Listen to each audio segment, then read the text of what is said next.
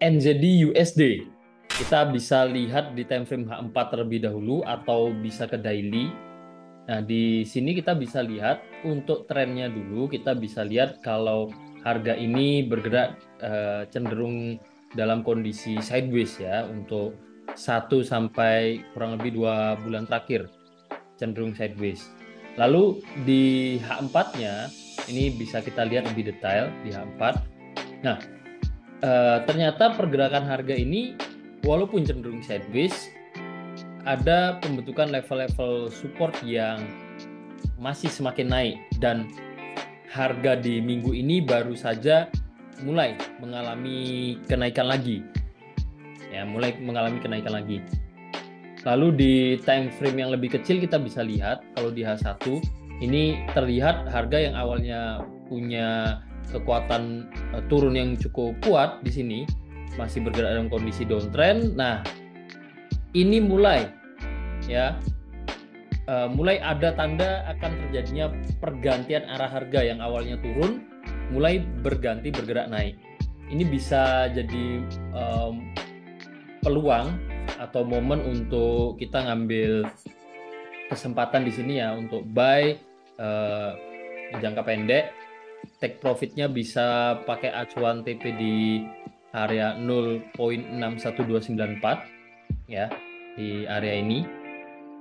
Ini selain bisa jadi target kenaikan harga karena ada support yang bisa saja menjadi resisten, support become resisten. Pertama, di sini juga ada resisten trendline. Jadi kalau ini perkiraan akan naik, ya bisa jadi di area 0.61294 akan menyentuh resisten trendline-nya yang terbentuk untuk 1 minggu terakhir. Bisa seperti itu untuk target TP. Kita bisa ukur Fibonacci juga. Jadi kalau mau diukur Fibonacci ya untuk mencari tahu seandainya ini ternyata kondisi di mana harga akan bergerak downtrend, maka kenaikannya ini kita bisa ambil peluang pendek ya. Kita bisa lihat kenaikannya sebagai harga yang bergerak koreksi, maka level 50618 bisa jadi target sehingga kalau kita taruh TP di area 0.61294 itu masih cukup bagus ya. Seandainya turun lagi kemungkinan transaksi kita sudah terkena TP itu bisa cukup besar gitu.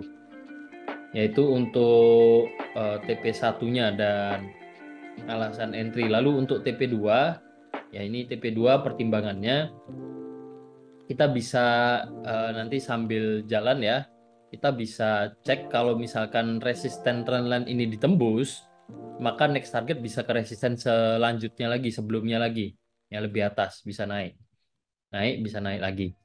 Kenapa demikian? Karena ini mempertimbangkan pergerakan harga di sini range-nya cukup besar dan kita bisa cek beberapa kali setelah menyentuh support trendline di sini ada kenaikan yang cukup besar ya.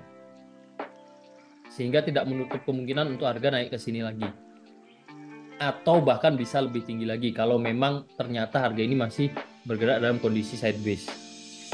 Ya, gambarannya seperti itu untuk NZD USD. Lalu batasan resiko kita bisa lihat ini sebagai satu kegagalan ketika harga ternyata lanjut turun lagi. Ya, di sini ada level-level support. Kalau memang ini breakout ditembus, nah kita kasih toleransi, kita taruh stop loss-nya di bawah level support. Jadi kalau memang kena stop loss ya udah itu menjadi batasan risiko kita seperti itu. Dan seandainya ada penurunan dulu oleh harga, ya kita masih ada peluang untuk harga ini